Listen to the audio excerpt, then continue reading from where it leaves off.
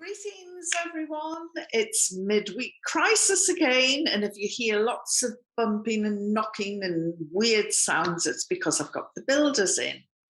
Now then, you know that the BBC is in crisis and it needs all the friends it can get at the moment, but past sins cast long shadows.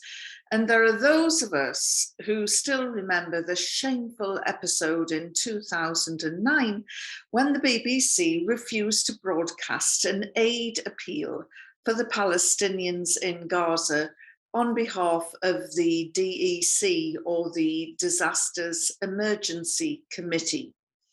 And it's this episode that really brings things home to me, because at the time, the Israeli military had launched yet another war on Gaza, and this particular one killed more than 1,400 Palestinians, many civilians, men, women, and children, destroyed the infrastructure of the already battered Gaza Strip. And despite all the misery and suffering and impending doom, the BBC issued a statement in response to a hostile public reaction to its decision not to run an appeal, that it wanted to avoid any risk of compromising public confidence in the BBC's impartiality. Well, my late friend and political mentor, Tony Benn, was outraged. On the BBC's flagship radio show, the Today programme, he suddenly started talking about the appeal, saying £50 would provide a food parcel for a family for a month, and pointed out that there are 1.5 million people in Gaza without water, sanitation, shelter, or electricity. At the time that he made his broadcast, 1,330 had been killed, 5,450 casualties, 460 of those children. And he said, you won't run the appeal. Well, I'll run the appeal myself. And then he started giving out all the bank details and addresses for the DEC appeal. While this was happening, thousands of people had taken to the streets outside BBC studios across the UK, and around 15,000 complaints were sent to the corporation.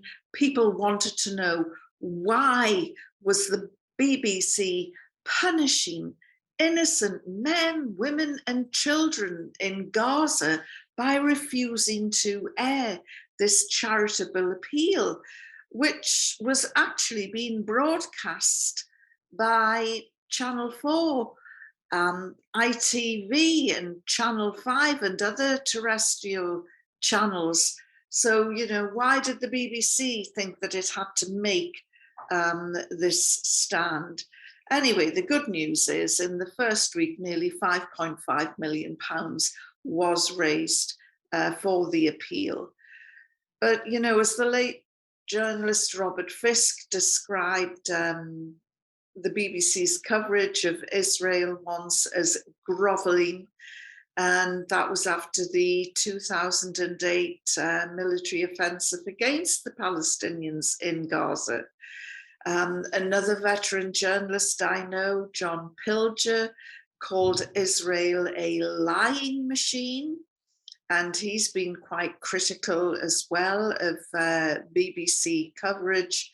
And unsurprisingly, I think his last criticisms went out on the RT show, Russia Today, Going Underground. Unsurprisingly, it wasn't published or broadcast by the BBC.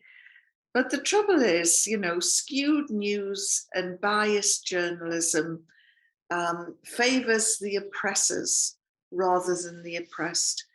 So actually, BBC, when you ask for my help, I have to ask myself this: Are you worth saving? Having worked for the broadcaster as a journalist on several occasions, including once going out to Afghanistan, I must admit to being conflicted because of the friends I still have in the BBC and because of all the livelihoods that are at stake. It's a tough question to ask.